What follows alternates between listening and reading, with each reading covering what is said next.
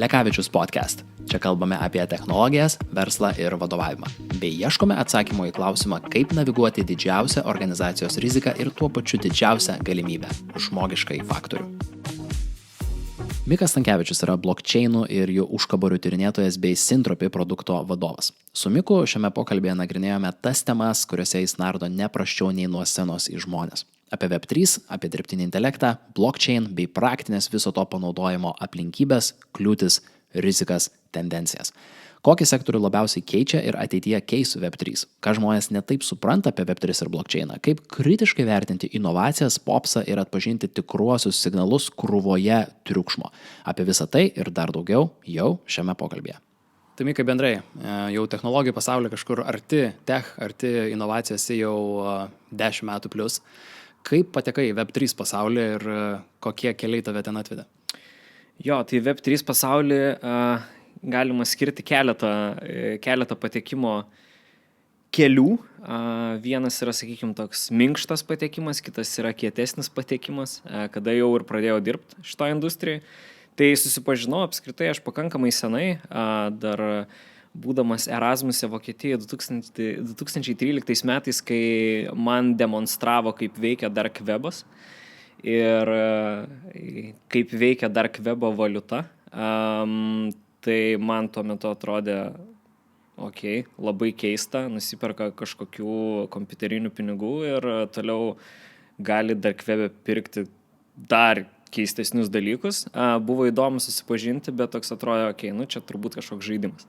Tada atėjo 2017 metai ir prasidėjo ICO bumas ir kolegos, tuo metu aš darbavausi Adforme ir kai kurie kolegos iš Adformo smarkiai šoko į tą traukinį ir man tiesiog buvo labai įdomu pažiūrėti, kas tai yra.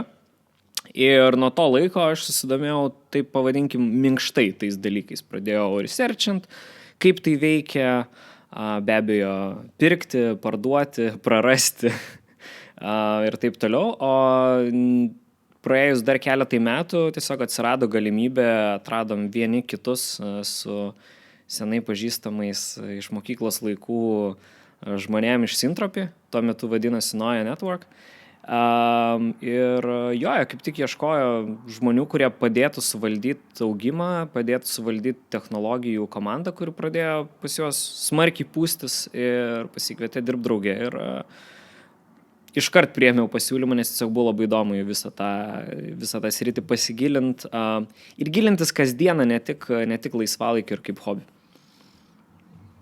Labai įdomų dalyką, aš jį paminėjai, tavo ateimą į Syntropy tuo metu, kai nebeužtenka kažkaip daryti technologijos ar kažkaip valdyti komandas, nes dažniausiai vis tiek, ypatingai kompanijos, kurios pradeda sparčiai augti, kurį laiką dar įmanoma taip įvairiai vadinama, 2 picų metodų suvaldyti, ar ne, kad dar toks dydis tos, bet pradeda jau reikėti struktūros ir jau tas maksimalus agility ir adaptyvumas jau pradeda kišti koją, nes jau pradedi matyti, kad žmonės jau stringa komunikacija, jau kažkas kažko nebežino, kažkas kažkam pakiša koją patys to nenorėdami. Jeigu taip grįžtume šiek tiek laiku, tai būtent tą periodą, kai tu tik prisijungi prie komandos, kaip tau tas procesas vyko ir kaip tau pavyko daugiau įdiegti tos struktūros, galim sakyti, ir būti tuo, nežinau, ar čia tinkama sakyti tilto, ar ne, to tokio jungiamąją grandimi tarp strateginės krypties ir tarp to taktinio gamybos bildinimo darbo. Jo, tai vienareikšmiškai aš tuo tiltu save ir laikau, nes kaip tik prisijungiau būti pirmasis ir tuo metu vienintelis tiltas tarp founderių, tarp tos strateginės dalies, ką tu ir minėjai, ir technologijų. Ir natūraliai tų tiltų reikia, nes pradeda skirtis greičiai, pradeda skirtis Zoomo lygiai, jeigu galime tai pavadinti. Ir iš esmės, atsiradus daugiau mažiau dviženkliam skaičiui totaliai komandai žmonių, sudėjus ir strateginę ir technologinę dalį, to tilto neišvengiamai reikia, mano nuomonė. Tai aš daugmaž tokiu metu ir atsiradau ir nuo to sėdom lipdyti komandas, lipdyti procesų. Turėjau pakankamai gerą mokyklą iš Metasite atsineštą. Ir pritaikėm kai kuriuos dalykus toliau lipdyti procesus. Nes greičiai laukiami ir ekspektinami greičiai buvo žiauriai dideli, kaip ir visoje šitoje industrijoje, tai jo reikėjo greit susiorientuoti. O kaip, pavyzdžiui, pačiai komandai, kiek pasipriešinimo buvo įdedant tą struktūrą ir tuos procesus, nes dažniausiai kaip taisyklė nekyla klausimas, ar kilo pasipriešinimo. Natūraliai mes, pavyzdžiui, pripratę žiauriai greitai judėti, kažkas prisideda dokumentacijos rašymui, prisideda kažkiek procesai, struktūros, tai kaip vat pavyko suvaldyti tą dalį, kada žmonės galbūt šiek tiek jau sako, hold back, aš noriu judėti greičiau ar ne, ir man nereikia kažką tai papildomo lašinio aplink.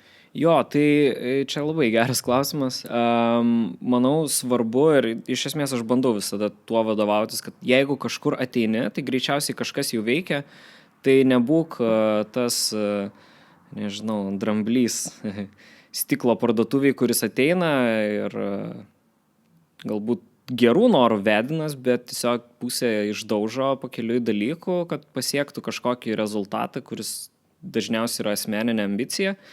Tai iš esmės aš labai atsargiai atėjau, pažiūrėjau, kas vyksta, ką turim. Turim tokią pripūvusią džyrą su labai daug įvairių taskų. Turim mock-upų ir turim ambiciją. Ir tiesiog identifikavau, kokio dydžio tą gapą mes čia turim, ko reikia, kad pasiektume rezultatus ir su kuo mažesnėm, sakykime, su kuo mažesniais kasdienybės pakeitimais realiai pradedi dirbti, kad žmonėm būtų kuo mažesnis šokas. Be abejo, šoko šiokio tokio buvo. Tokį dabar absoliučiai savaime suprantamą dalyką dokumentavimui, kaip Confluence įvedžiau ir buvo labai daug, o kodėl, o ką mes čia darysim, kas čia dabar bus. Taigi čia ką, korporatyvas, kaip čia gausis dabar. Bet esmė yra tokia, kad aš nežinau, tai įvyko gerai ar blogai. Mes po truputėlį vis gilinom, didinom tos procesus. Kažkurio momentu, man atrodo, dabar žiūrint atgal, mes jas išpūtėm gerokai ir per daug. Bet dabar reikalas toks, kad tie inžinieriai, kurie buvo nuo pirmųjų dienų, ir aš atėjau ir sakykime, pradėjau įvedinėti procesą. Dabar jie turi jau patys gerokai daugiau proceso negu aš pats, nes aš asmeniškai esu toks vidutinės tvarkos žmogus, nesu pats tvarkingiausias, bet šiokius tokius procesus įsivedam, kad pavyktų judėti.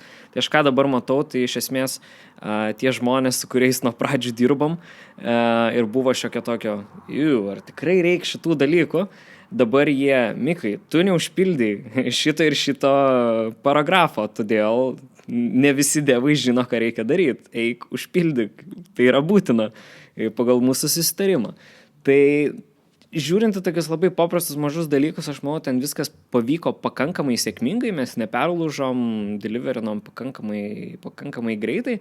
Ir tai, kad ta žmonių grupė, pas kurią aš tos pokyčius atnešiau, jinai toliau seka jais ir pakankamai griežtai jais seka, turbūt visai patiko ir gal pamatė prasmę. Bet jo, kas labai svarbu susumuojant, tai tiesiog neateit ir neišdaužyti to, kas veikia.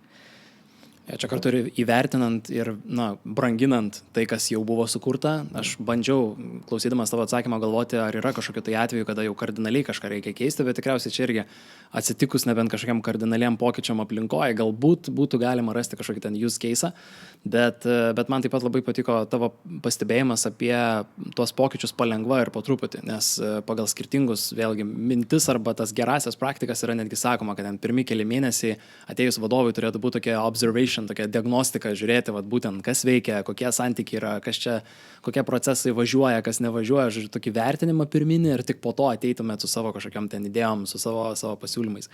Ir tuo pačiu labai geras pastebėjimas yra dėl to, kad nėra tik tai juoda ir balta, ir nėra tas toksai vienetas ar nulis, kai kalbam apie struktūrą, ten biurokratiją arba tokią kūrybiškumą ir inovaciją, nes kartais tie dalykai yra prieš pastatomi. Taip. Ir atrodo, kad jie tarsi prieštarauja vienas kitam, nors iš tikrųjų kaip tik be vieno sunku turėti kitą ir kartu vienas kitą papildant, čia gerą, balansą siekiant surasti. Ir šiuo metu, kaip suprantu, tas balansas irgi pakankamai yra sveikas.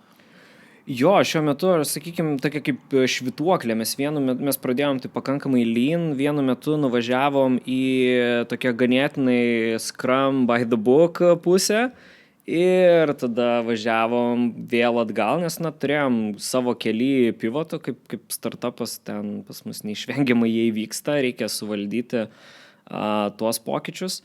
Ir dabar iš esmės mes pakankamai nuvažiavom vėl atgal į tokią lean pusę, nes pasikeitė struktūra, komandos irgi sumažėjo, tapo labai specifinės ir specializuotos komandos ir tiesiog to didelio agregatos visom ceremonijom ir panašiai mums nebetiek reikia. Ir grįžom į pakankamai tokį self-governance režimą, komandos turi savo greičius, savo ceremonijas, kaip jie visą tai daro, ko jiem reikia, kiek jiem reikia ir tada labai svarbu tampa periodiškai susisinchronizuoti tarp komandų. Tai ten įvairius dependency mapai, roadmapai, kam ko reikia, kas ką turi, ko neturi ir taip toliau ir panašiai. Tai ir po to visi išeina dirbti tai žinodami. Čia irgi svarbus tas susitarimo elementas. Ir kartu kalbant paminėjai labai gerą tokį vizualą švytuoklės, nes kalbant bendrai ir galbūt dabar taip atitraukiant tą patį Zoom ar mastelį nuo kompanijos, bet tokią bendrai Web3 rinką, pasaulį, tai tos švytuoklės irgi yra labai daug ir mes jeigu kalbėtume apie kažkokias tai bangas, ypatingai susidomėjimo žmonių ir kai mes kalbam ten nuo big data iki metaverse, nuo ten NFTs iki dabar dirbtinio intelekto ir aš pats visą laiką matau tas tokius užeinančius atrodo, tikriausiai galima sakyti kaip bangos, tikriausiai galima sakyti populiarumo kažkokie dalykai, kur aišku kažkas ten užšoka, taip monetizuoti stengiasi kuo daugiau, kiek ten turi to pagrindo, kiek neturi, bet kaip tau, dirbant šitoj rinkoje, hands on, kiekvieną dieną tai matant, tokiam insideriui, kaip tau atrodo visas tas toks visuomenės, sakykime, susidomėjimo toks bangavimas? Jis trukdo, kai yra rimtas bull marketas, kurį mes teko sėdint jau, sakykime, toj nebe minkštojoje pusėje, o kietojoje, iš esmės darbe, apturėti bullruną, tai yra milžiniškas distractionas ir tau pačiam natūraliai ir visiems kitiem aplinkui, nes vertės kyla ten kartais per dieną, tu realiai nieko naujo nepadarėjai, bet kažkodėl per savaitę tavo vertė trigubai pakilo įmonės ir natūraliai tavo turimų tokenų, tu kaip ir turtingas, bet po savaitės vėl nebe. Ir tai sukuria žmonėse tokį labai keistą, labai keistą fokuso praradimą. Nes iš esmės, kai tau sekasi gerai, tai įsivaizduotum, tu dar labiau susifokusuoji ir galėtum deliverint, dar padidinti efektyvumą, išnaudoti visą tą energiją teigiamą įvykstančią, pasiekti dar daugiau, bet kas pasimatė, tai bullrunai iš esmės tie periodai, kada smarkiai labai kyla vertės, į rinką ateina žiauriai daug pinigų, neaišku kodėl, neaišku tiksliai iš kur, jie labai didelį distractioną sukuria. Todėl mums kaip įmonei, kuri iš tiesų stato veikiantį rimtą produktą, mums yra žymiai geresni tie bear marketai. Aišku, tai turi savų minusų. Iždas mažesnis, valuationas mažesnis ir taip toliau. Bet dirbti kasdieną, atsikelti ir dirbti ir judėti toliau per roadmapą, tai yra gerokai paprasčiau. Bear marketo metu žymiai mažiau distractionų, vienu kintamuoju pas tave darosi mažiau. Ir tai kalbant apie tos trendus ir kas vyksta rinkoje, tai jinai yra labai trendų vedama. Visi visada ieško ant kokio trendo užšokti. Nes kaip bebūtų įdomu, šita industrija jinai yra identiška ir dar atviresnė negu visas kompanijas čia pradėdamos, jos veikia lyg atvirai kotiruojamos akcijų biržai. tu turi savo, pavadinkim, investuotojus, kurie pirko tavo tokenus, gavo tavo tokenus ir jie jaučiasi turi kažkokią, žinai, teisę į tave, jie turi tau krūvą visokiausių klausimų, tai mes turim komandą žmonių, kurie tiesiog dirba su, pavadinkime, community management.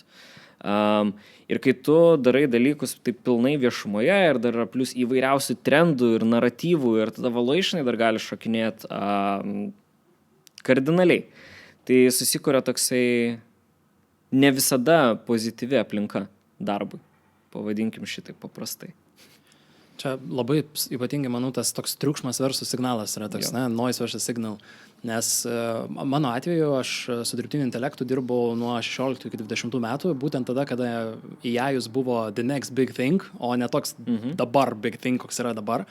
Tai aš priešingai, aš turėjau tą, kai atrodo jau yra pradedama apie tai kalbėti, bet kalba dar executive-ai, dar tokiuose uždarose rateliuose, labai nišinėse rateliuose, nes atrodo, kad tas dirbtinis intelektas, irgi ten 16-17, atrodo toksai arba mokslinė fantastika, arba tiesiog, žinai, if-then algoritmai ir viskas, ir jau uždametame, kad čia kažkoks chatbotas dirbtinio intelekto, nors paprasčiausias decision mapas, žinai, kada ką pasakyti. Tai buvo labai įdomu ir man labai rezonuoja, ką tu sakai dėl to tokio susikaupimo, nes atrodo, to triukšmo, kai nėra daug, yra gerokai lengviau atrasti signalą, kad mes developinam taip, dėl to, kad tas klientų atneša kažkokią realią naudą. Taip. Ten aš dirbau su tiekimo grandinės optimizavimu, su Tesco, tai ten labai konkretu, labai aiškiai, ten sutaupam mileage kažkokį, ten sumažinam idle time, ten sunkvežimių stovinčių sandėlį ir ten taip toliau, ten dinaminė optimizacija, visi kiti džiazas. Tai labai yra galima tokį, žinai, ir aš išėjau į konsultavimą jau pradėjus kilti tai bangai. Čia aišku, gal irgi minusas ar ne, reikėjo gal likti geroj bangoj, bet čia yra tokia personal disposition svarbiau tada yra. Tai labai iš tikrųjų įdomu tas toks atradimas signalų, ypatingai veikiant tokie labai įvairiapusiškai rinkoje. Ir žvelgdamas dabar, jeigu galima būtų tai pasakyti, bent jau man Web3, aš žvelgiu tai kaip tokį, šiek tiek keletą elementų adaptuoju, ar ne, ten kažką naudoju, kažką pasižiūriu, bet tai pakankamai atsargiai, ne ypač įsitraukęs, bet atrodo vis tiek tas toks visuomenės bendras milžiniškas dėmesys suėjęs dabar tą AI toolsus. Ir iš esmės bet kuris startupas, jeigu startupas dabar yra, tai kaip dabar atrodo rinka iš Web3 pusės žvelgiant, iš bendrai blockchaino naudojimo, kai šiek tiek tas dėmesys atrodo, žinai, kaip, nežinau kodėl, bet man tas Saurono akis iš žiedų valdovo, žinai, tai atrodo kitą pusę dabar žiūri, tai galima susikaupti ir kažką padaryti. Na, jeigu kalbam apie naratyvus ir apie trendus, tai be abejo visi ir Web3 pasaulyje dabar ieško, tai ką čia su tuo AI? Reikia AI-us, nereikia AI-us, bus AI-us. Tai, taip pat kaip su metaversu buvo. Irgi betas, pabetino Facebookas, kaip pavyks. Gal dar pamatysim, kaip pavyks, nežinau. Tas pats yra ir su AI-um. Tik tai, sakykime, jeigu šitos du dalykus palyginam, tai AI-us truputėlį pažengęs jau toliau adoptiono prasme ir panašiai. Tai Web3 pasaulyje lygiai tas pats. Visi ieško ant kokios bangos užšokti tuo metu. Kartais pavyksta, kartais ne visai. Sakykime, kalbant apie Web3 ir decentralizuotą visą pasaulį, decentralizuotus duomenis ypač, tai AI jie labai svarbus ir reikalingi ir iš esmės yra pakankamai nemažai tokių thought leadership studijų, esei ir panašiai prirašytų, kad šitie du dalykai vienas be kito negali funkcionuoti. Realiai AI-us be decentralizacijos ir be blockchaino kaip po tokio, jeigu mes norim tai turėti kaip technologiją veikiančią ir pragyvenančią galbūt ir mus pačius. Dėl labai paprasto dalyko, kad duomenys dabar yra tokie silosuoti. Užtat kodėl geriausiai AI įvaro tie, kas turi ir gauna prieigą per tiesiogiai arba netiesiogiai prie krūvos duomenų, tai vien todėl, kad tie duomenys yra silosuoti, jie yra įmami ne visada visai etiškais būdais, ten įvairiais scraperiais ir taip toliau, ir tada duomenų šaltinis, pavyzdžiui, kaip tas pats Redditas, kur tiek atidirbta yra su community buildingu ir su visu kuo, ir tiesiog jos ten išskreipina skersai išilgai ir net ačiū nelabai pasako, ir tada jie tampa blogiečiai, netgi kai API uždaro. Tai yra sukurta to, jog dabar yra tiesiog tokia struktūra. Nėra dar tinkamos infrastruktūros, sakykime, tų duomenų pardavimui į AI ir duomenų pateikimui decentralizuotais būdais, kas savyje turi mikrotransakcijas, kada yra ten nykstamai mažos cento dalis, bet už kiekvieną duomenų vienetą tu turi ten susimokėti vienai ar kitai pusiai, vien tam, kad jos mėgtų ir norėtų tau tos duomenis atiduoti. Tai šitie du dalykai, jie tarpusavyje gali labai puikiai gyventi ir jie tarpusavį labai vienas su kitu dera, nes AI gali sufeedinti, jeigu turi ir užauginti, jeigu turi labai daug duomenų, bet kažkurio metu tu atsitrenksi į lubas ir tada turės natūraliai tos lubos dužti, o tam, kad jos dužtų, kad paimtum visus, sakykime, teoriškai visus pasaulio duomenis. Turi būti kažkoks specifinis marketplace'as, kurio niekas nevaldo. O tą gali tik tai blockchainas padaryti, kur nei vienas aktorius neturi pasitikėti niekuo. Ir tai teoriškai, kaip sakyti, tikina tos boksus, kad ta technologija įgautų prasmę. Kai nei vienas aktorius neturi pasitikėti niekuo, nėra centrinės valdančios kažkokios struktūros, kas dabar yra labai stipru. OpenAI'us yra OpenAI'us, plus Microsoft ten ir taip toliau, ir visi kiti stato savo silosuotus sprendimus. Tai jeigu jie tas lubas norės pramušti, tai be decentralizuotų sistemų gali būti labai labai sudėtinga. Kaip manai, ar mes esam toli dar nuo tų lubų, kurias reikės pramušti?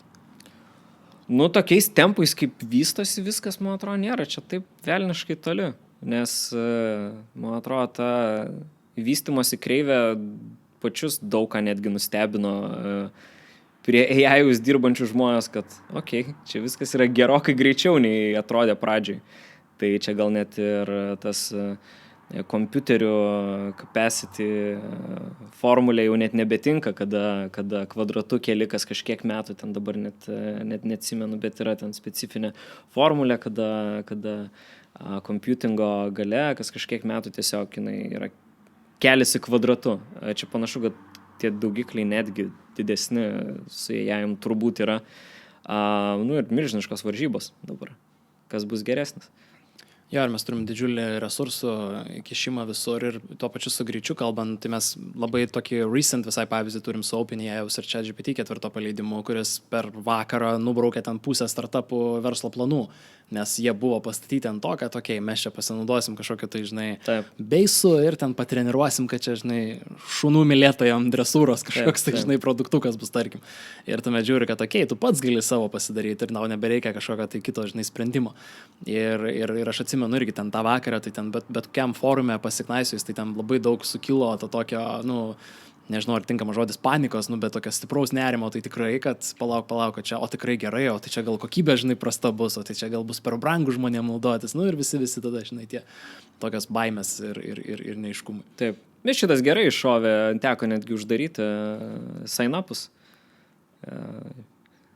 ChatGPT, tai šitas jiems gerai pavyko, aišku, visi tie startupai ten buvo pakankamai aišku, kad, jeigu neturi to vadinamo moat, ko ir neturėjo, tai anksčiau ir vėliau pas tave ateis ir sakys, viskas, jūs biznę nebedarote, dabar biznę darome mes. Bet čia tikriausiai yra ta panaši problema su net ir bendrai technologija, ir mes jeigu kalbėtume apie kompanijas, kurios turi neriboto gylio kišenes. Pavyzdžiui, mes kai su logistika dirbdami, turėdavom tokį koridorių, pajokavimą, kad sakom, tai gerai, pavyzdžiui, koks nors Amazonas sugalvotų įkišti x milijardų į panašų sprendimą, ir ar jie galėtų mus pralenkti, ir greičiausiai taip. Bet tuo metu vėlgi ten kiti dalykai veikia, kažkur gal strateginė kryptis net tai yra, jie ten kažką kitą, daro, ir tada tokio būtent nišinio kažkokio produkto nedaro. Bet iš esmės, realiai, jeigu kalba eitų apie tas ten didžiausias kompanijas, jos, realiai turi tą galimybę su savo, aš kaip sakau, praktiškai neribotais resursais, jau galim, žinai, kalbėti, kad, nu, tai nei laikas, nei finansai. Ir turbūt tai yra tiesa, kad jeigu jie labai norėtų, jie iš esmės labai daug, kurias industrijas ir šakas galėtų, kaip sakyt, perimti pilnai po savo sparneliu, bet kai esi toks didelis, tavo pasirinkimų diapazonas yra viskas. Ir tada tu natūraliai, tu negali visko daryti. Ir natūraliai ten tikrai vietos, man atrodo, užteks pasaulyje visiems. Tiesiog nereikia būti naiviam, kad jeigu kažkas tau kažką duoda, naudotis. Ir tai yra centralizuotas entities šiuo atveju, kaip tas pats OpenAI'us principas, kada kurkit pluginus. Mes pažiūrėsim, kurie pluginai yra geriausiai naudojami ir galbūt nepadarysime savo atitikmens. Padarė savo atitikmenis, bet tai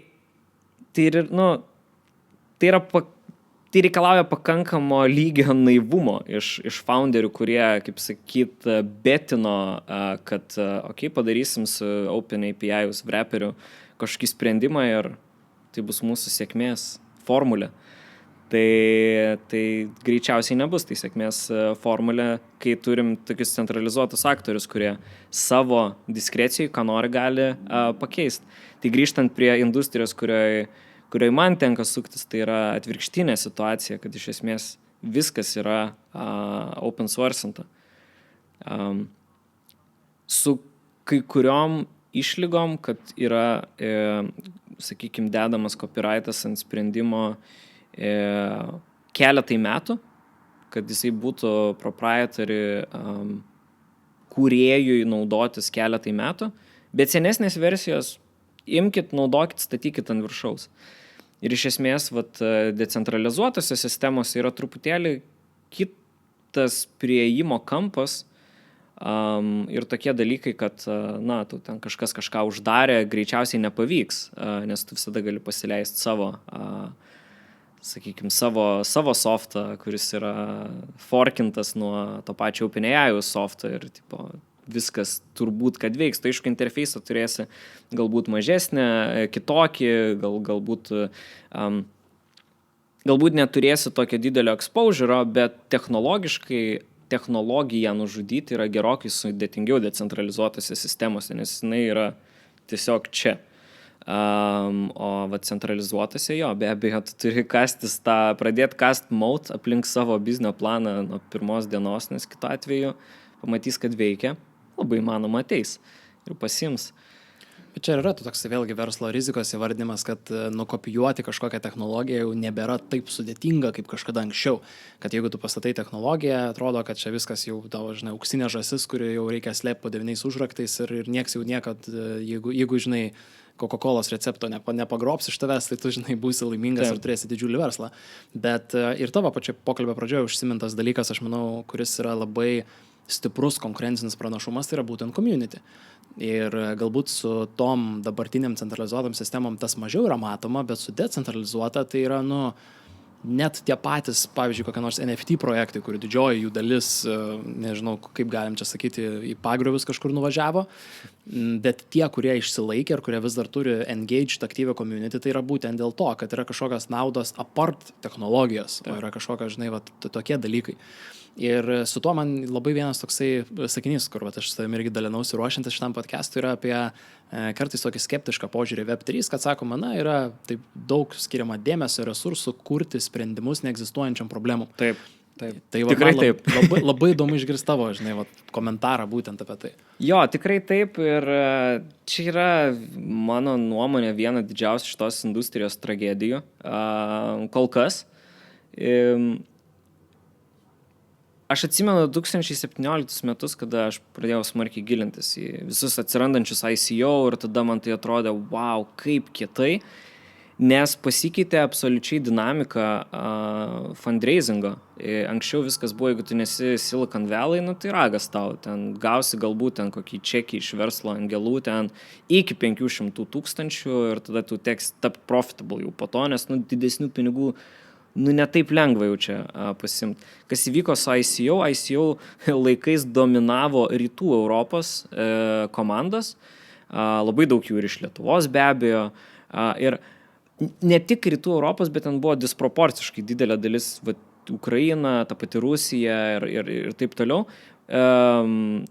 Taip pat Azijos dalis, Afrika, Latino Amerika, visiškai underrepresented šalis apie fundingą. Ir atrodė tada žiauriai kietai, nes keičiasi dinamika, keičiasi sandara viso fundraisingo. Bet kas įvyko, daugybė projektų susireizino begalės pinigų, milžiniškus kiekius pinigų, jie gali gyventi 10 metų iš tiesų. Kiek esu kalbėjęs su tais senais projektais, kurie susirinko pinigus ant ICO, tai yra, jų runtime yra dviženkliai metų kiekiai. Tai ir buvo pradėti kurti sprendimai nesamom problemom. Mes padarysime marketplace'ą, bet tiesiog tu mokėsi coinais, o ne doleriais. Ir čia bus kiečiausias dalykas. Ir taip atrodė tuo metu, čia turbūt kažkokia revoliucija, bet tada tu žiūri po metų, kodėl? Tai buvo absoliučiai išpūstų expectationų kažkoks etapas. Taip pat gal kai ir per .com bubble buvo, kai mes darysime visokius dalykus internete ir tam nėra jokios infrastruktūros ir niekas neveikia. Ir iš esmės baigtis didžiąja dalim buvo lygiai tokia pati. Realiai neįvyko niekas, buvo atrasta krūva sprendimų. Dar ir tai gerai, jog būtų atrasta sprendimų. Didžiąja dalim netgi sprendimų nebuvo atrasta nesamoms problemoms. Ir tikrai daug pinigų nuvažiavo absoliučiai niekur. Bet kas įvyko? Susiformavo žymiai labiau patyrusi ir mature industrija iš viso šito. Nes atsirado pakankamai daug pinigų, ten nuvažiavo, nuėjo į ją dirbti pakankamai protingi ir atsidavę žmonės. Ir ką mes turime? Mes turėjome kitą bullruną po to, 2021, jeigu neklystu.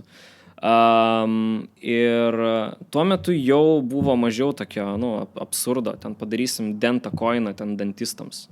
Puikiai mintis. Atsirado tas žymiai profesionalesnis požiūris į, tai sprendžiam problemas specifinės ir labai tikras ir kur jos, mano nuomonė, buvo išspręstos, buvo pajudintas tas needle finansų sektoriui. Ten toli gražu dar iki pilno problemų sprendimo, bet buvo padaryta tikrai milžiniškas researchas tam, kam blockchainas ir buvo sukurtas, nes blockchainas yra value transfer, tai yra duombazė. Ir mes, ta tragedija, kurią noriu pasakyti, mes tiek daug laiko skiriam celebratinti duombazę, o ne kurdami kažkokius sprendimus, kur mums neįdomu Web 2 pasaulyje, kokia duombazė sukasi po apačią. Mums svarbu, kad tai spręstų mūsų kažkokią problemą. Web 3 pasaulyje visgi dar ta duombazė labai dažnai dominuoja. Ir yra pakankamai nedaug sprendimų, kurie būtų tikrai tie revoliucingi Web 3 sprendimai, kurie rastų bent jau kažkokį kelią į žmonių ten kasdienybės, nes iš esmės tokių nėra. Iš esmės yra centralizuoti exchange'ai, kur žmonės tiesiog nueina nusipirkti tokenų, nes tai yra patogiausia, bet tai yra visiškai centralizuota ir ten su to blockchainu, tiek ryšio turi, kad, tu įdedi inputą ir outputą gali gauti, bet visa kita yra absoliučiai tie patys seni geri serveriai, centralizuoti ir taip toliau. Tai didžiausia turbūt problema yra kad nėra produktų. Nėra tiesiog elementariai gerų produktų, kurie atvertų duris platesnei auditorijai. Yra krūva sprendimų, yra super toli pabėgus infrastruktūros dalis ir gavus žiauriai daug investicijų, bet infrastruktūriniai projektai, jie savai hebrai kūrė. O tam, kad jie visi pradėtų įgauti prasmę, tu turi pritraukti šiaip praeinančių žmonių, prašalaičių. Kažkas turi būti tavo klientas, tiesiog paprastas klientas, o ne tavo, kaip sakyti, hebros dalis.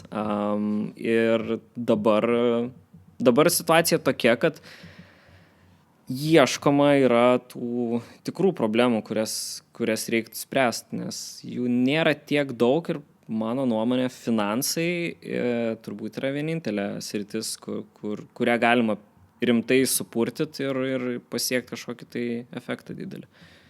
Nes aš ir galvoju apie bendrą tą tokią adaptacijos periodą, tokį adoption, kad jeigu nori pasinaudoti tarkim, kokiu VPN-u ir tu žiūri, yra centralizuoti variantai, yra ant blockchaino pastatyti ir tu vertini, jeigu tau patinka, ar jeigu tu esi fanboyus ir galvoji, aš čia noriu, žinai, eiti kažkokį decentralized, aš galbūt paeksperimentuoti noriu, kažką ten naują toolsą išmokti, bet tokių žmonių kaip taisyklė, net, taip ekonomiškai, statistiškai žiūrint, yra labai mažai. Čia yra tie inovatoriai, tai yra pačioje tai pradžioje, kiek ten jų 2-3% būna, kurios tau reikia paimti, mes esam tai labai ankstyvoj fazėje turbūt, bet jeigu mes nerasim tokių katalistų, kurie ten atidarytų duris ateinantiem 25%, kažkokių labai kietų katalistų, kad tu turi būti čia, nes tik taip atsidaro 25% populiacijos pas tave.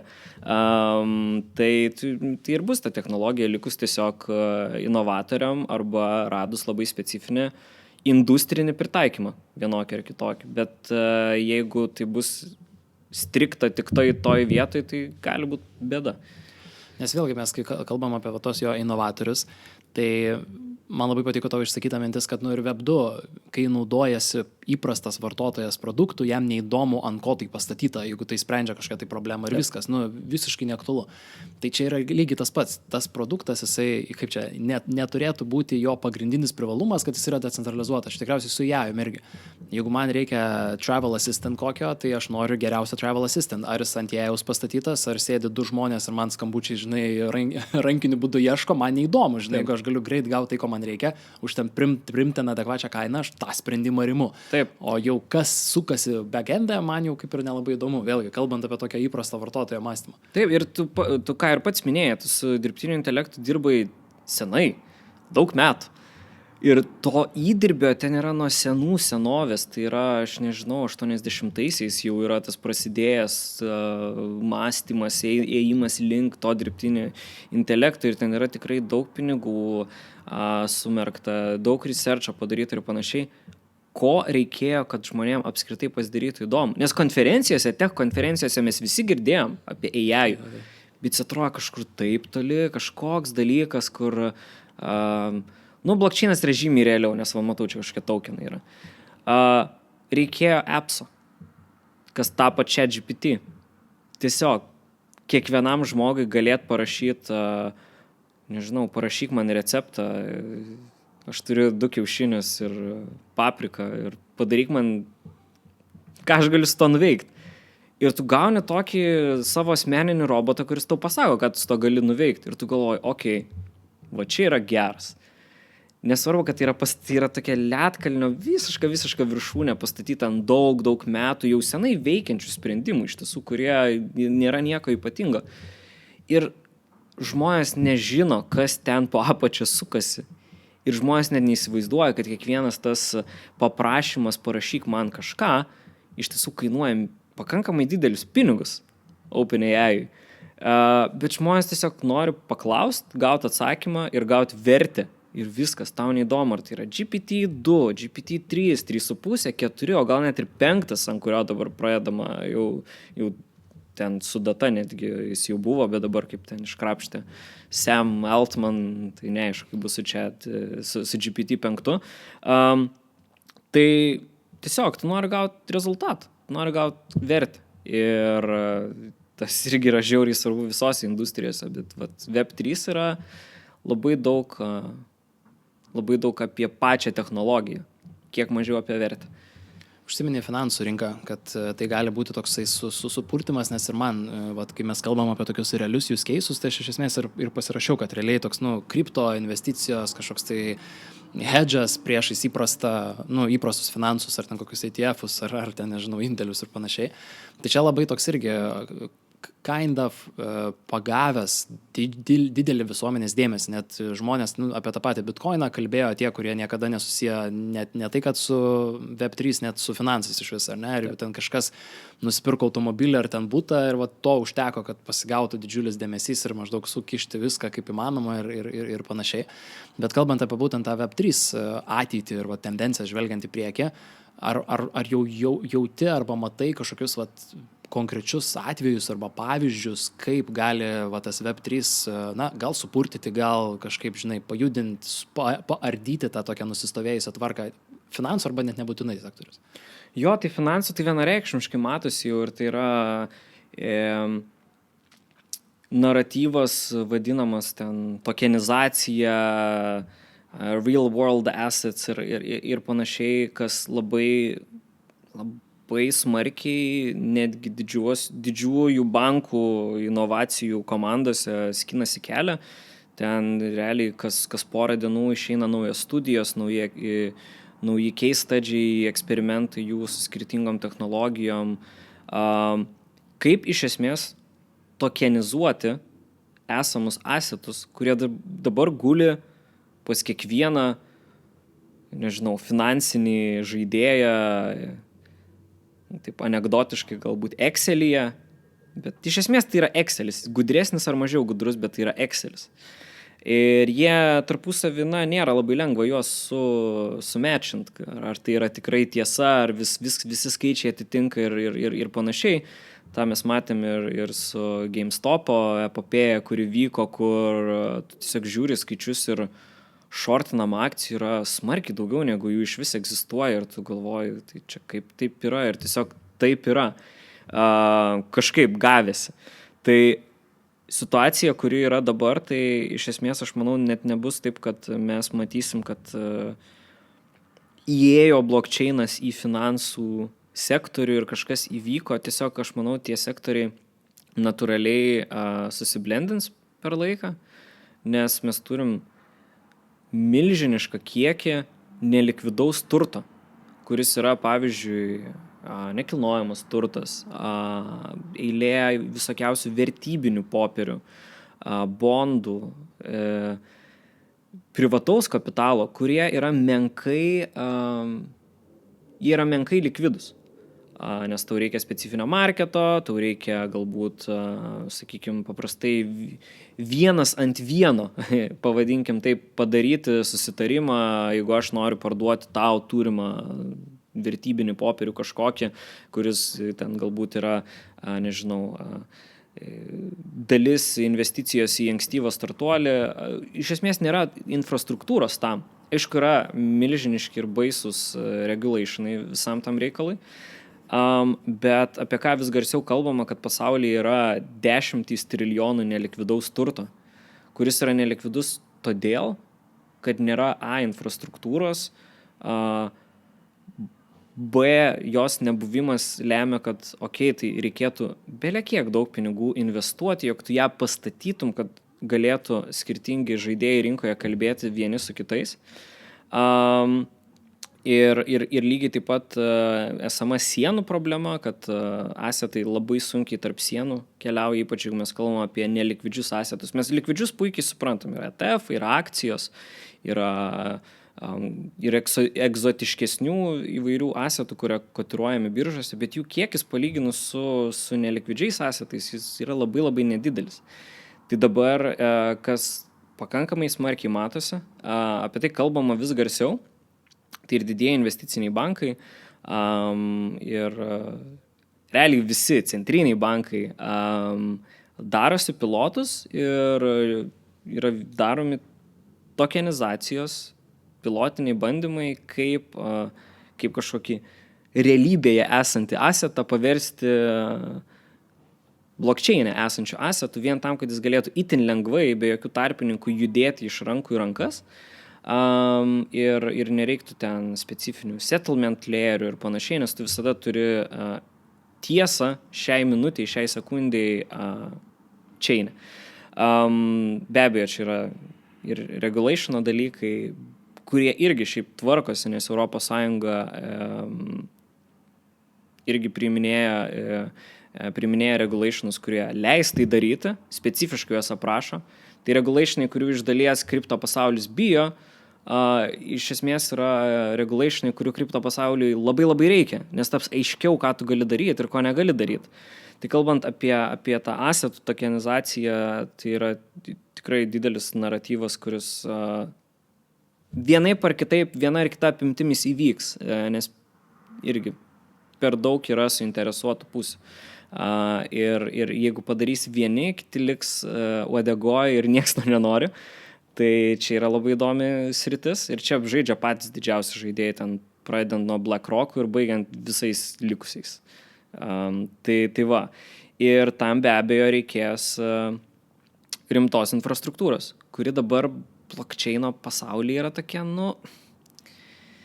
biški veikia, biški neveikia. Yra puikiai veikiančių sprendimų, bet yra tokių kreivokų sprendimų. Tai čia iš esmės ir mes prie ko dabar dirbam su Syntropi irgi yra vienas iš ėjimų į absoliučią infrastruktūros decentralizaciją, nes duomenys esantys blockchain'e, jie yra kažkodėl prieinami tik per centralizuotus žaidėjus, kas yra šiek tiek keista, nes tie duomenys gimsta būdami decentralizuoti, tada jie būna centralizuojami vieno žaidėjo ir parduodami vėl decentralizuotiems projektams. Tai mes turim tokį kaip, smėlio laikrodį, įsivaizduokit. Yra labai keista, tai iš tiesų Syntropi dirba, kad tą smėlio laikrodį tiesiog, tą vidurį ir tą bottlenecką, sakykime, panaikinti, pramušti ir pilnai decentralizuoti čia nesančius duomenis, kas sukuria prielaidas krūvą įvairiausių naujų finansinių sprendimų, įveda žymiai didesnį efektyvumą į pačias rinkas, arbitražo galimybės ir kūrė, ir tuo pačiu mažina, nes kai sukuria arbitražo galimybę, tu ją iš esmės tuo pat metu sumažini, nes kažkas jie greičiausiai pasinaudos. Tai čia yra tos sritis, kurios vienaip ar kitaip jos įvyks, nori tu to ir nenori. NFT nešasi blogą labai vardą, bet viskas, ką aš kalbėjau, tai yra asetai tokenizuoti, jie bus NFT. Nes jie, aišku, gali būti fungible, galima jos skaidyti dalimis, bet kiekvienas asetas, kurį tu turi, jis iš esmės galės būti paverstas į NFT, parduotas, užstatytas ir taip toliau, ir tam tau nereikės eiti į banką ir skambinti ir prašyti, kad tau leistų kažką su savo asetais padaryti. Aš manau, tai vyks pakankamai greitai, nes taip kaip yra surėdytas pasaulis, ypač finansinis dabar, yra tiesiog keistai neefektyvu ir jau netgi tie rinkos žaidėjai, kuriems šitas neefektyvumas yra naudingas, jau net ir jie supranta, kad čia nėra iki galo gerai ir mes privalom daryti pilotus ir žiūrėti, kur judėti toliau. Jeigu yra tokia situacija, natūraliai, ta industrija pajudės kažkur. Čia labai daug yra to tokio vėlgi triukšmo ir signalo ieškojimo, nes su NFTs tai tikrai labai nešasi tą blogą reputaciją iš to, kad didžiai daliai galbūt žmonių, kurie neįsigilinę yra nei ten į technologiją, nei į kontekstą, jam, yra tiesiog beždžionės su kepurėlė paveikslėlis, kurį gali JPG formatu išsisaugoti tiesiog ir už ką čia mokėti, ten milijonus. Taip. Ir nesupranta to platesnio panaudojimo, kad ten vėlgi pradeda nuo kažkokių ten nariščių ir ne tik kad meno, bet ir bendrai ten bendruomenių kažkokio ten bildinimo, ir kaip tu sakai, šis aseto tokių, kad galbūt tu ten savo butą ar automobilį gali tokenizuoti ir po to jisai gali labai greitai judėti. Bet apie tai, ką tu kalbi, aš irgi labai taip gerai gaudau tuos signalus ir manau ir žiūrovam būtų labai įdomu išgirsti, kai mes kalbam apie tokį Web3 tobulėjimą, augimą ir pritaikomumą platesnė auditorijai, į ką reikėtų atkreipti dėmesį. Nes, pavyzdžiui, kai mes kalbam apie dirbtinį intelektą, dažniausiai mes kalbam apie kokius nors didžiulius kalbos modelius. Ir kad pirmiausia, dabar čia jau su GPT pradėjo judėti reikalai, jeigu atkreipsi dėmesį, kas čia vyksta, tai greičiausiai pavyks didžiąją dalį pagauti to progreso, kas čia kaip suprasti. Tai kalbant apie Web3, kokie galėtų būti tokie signalai, į ką galima atkreipti dėmesį. Arba žvelgiant iš dabartinės perspektyvos ir ypač, kaip ir sakau, nebūtinai tiem early adopteriam, bet tiem, kad tiesiog smalsu yra. Tai aš vienareikšmiškai žiūrėčiau į finansinius ir infrastruktūrinius projektus, nes, sakau, šitie du dalykai vienas be kito negalės gyventi. Ir finansinės aplikacijos esančios on-chain, jos, mano nuomonė, yra vienintelės tikros blockchaino įprasminimo ir įgyvendinimo aplikacijos. Nes, kaip ir minėjau, blockchainas yra decentralizuota duombazė, kur niekas neturi niekuo pasitikėti ir kur gali stumdyti vertę iš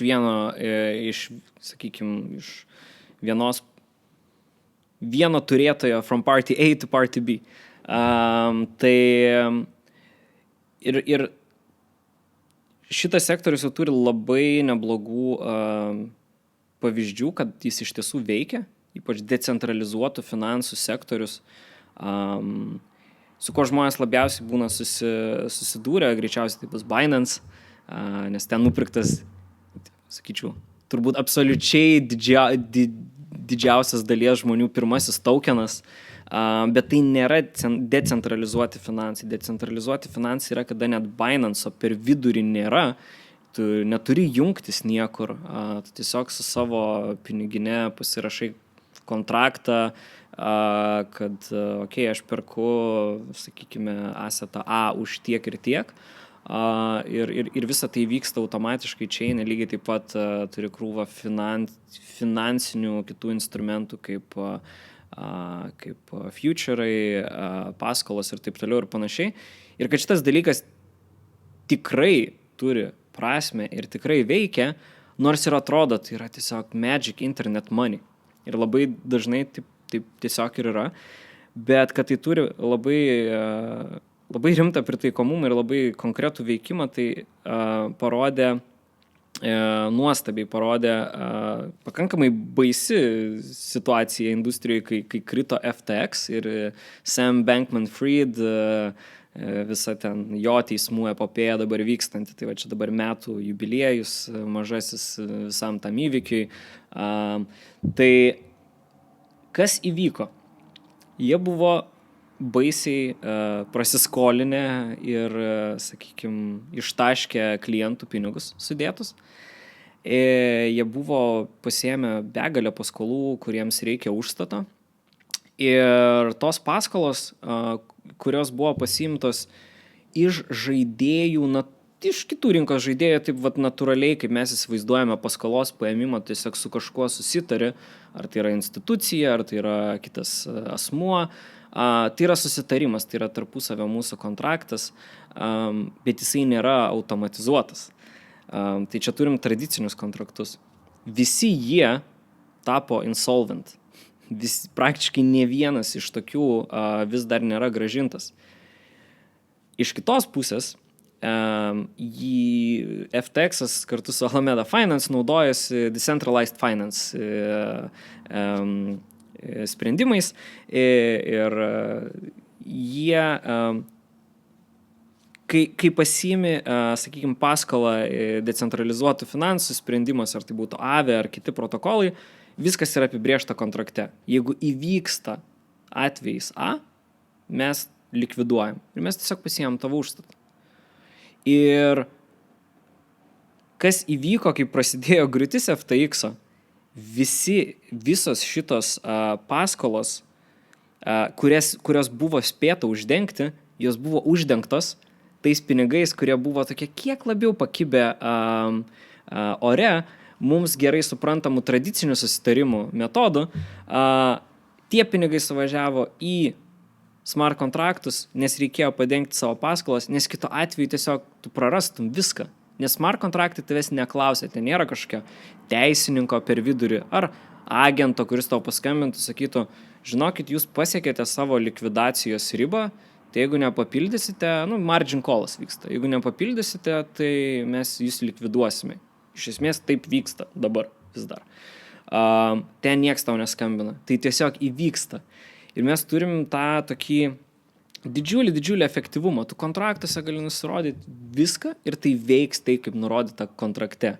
Sumažėja be abejo to tokio jaukaus žmogiškojo kontakto dalis, bet tu gali pasitikėti, kad tai, ką tu pasakei, taip ir bus. Ir ten nėra vietos interpretacijom. Ir ten, kur vietos interpretacijom buvo, jo, tie pinigai pakibo ore. Tai jo, tai vat šitą decentralized finance visa dalis automatizuotais ten kontraktais, tai nematau prielaidų, kaip tai negali veikti ilguoju laikotarpiu, trumpuoju gal dar ne visai, nes tai reikalauja regulationų, bet vidutiniu ir ilguoju tai vienareikšmiškai, nes tiesiog, tai yra baisiai neefektyvu, ką turim dabar. Ir tam reikės infrastruktūros. O Oracle, duomenys, computingas be abejo, AI-us tas pats. Jo, čia tikriausiai turim tą situaciją su visa reguliacinė baze, kad stengiasi vytis, sunkiai vejasi ir bendrai, tai yra apie tą patį dirbtinį intelektą. Mes turim AI Act, berods vadinosi, 2 metus vystytas ES projektas, kuris praktiškai vėlgi per naktį paleidus GPT reikėjo, taip vaizdžiai galbūt nereikėtų sakyti, kad išmesti šiukšlių dėžę, bet iš esmės jį reikia perrašyti, nes jis jau pasikeitė kardinaliai žaidimo taisyklės, pagal kurias jisai buvo parašytas, kad maždaug taip galėtume reguliuoti dirbtinį intelektą, maždaug taip suprantam, kas yra, kas nėra dirbtinis intelektas, čia kada įsijungia kažkokie, tai saugikliai ar nesaugikliai, kada neįsijungia. Čia vėlgi galim turėti tokį triukšmą, kuris labai nuvilnijo labai aiškiai per Europą su Italijoje užblokuotu ChatGPT ir kiti sakė, čia o dieve, čia tikriausiai jau, dirbtinio intelekto prisikėlimas ir čia jau pradeda valstybė saugiotis, bet ten iš esmės tiesiog dėl duomenų privatumo ir pačių tokių elementariausių, dalykų. Tai bendrai kalbėdami apie tą Web3 bet žvelgdamas galbūt iš savo tokios asmeninės perspektyvos, kas tau šiuo metu kelia tokį didžiausią susižavėjimą ir smalsumą, būtent tavo darbe dabar? Geras klausimas. Turbūt tą susižavėjimą kelia tokia po biškį bręstanti ta perfect storm, nes atsiranda ES reguliacijos, taps gerokai aiškiau, jei neklystų 24 metų pabaigoje jos įsigalioja ir tiesiog visi privalės jų laikytis. Ir ten yra labai neblogų punktų, kurie palaiko vystimasi pačios technologijos kaip po tokios, bet įveda pakankamai rimtų specifinių saugiklių žmonėms, kurie, sakykime, interfeisina su technologija pirmą kartą, nes tam, kai tu su jie interfeisini, tau reikia greičiausiai paversti savo tikrus, pavadinkime, pinigus į netikrus, paimkime taip, pinigus tam, kad galėtum naudoti šią technologiją.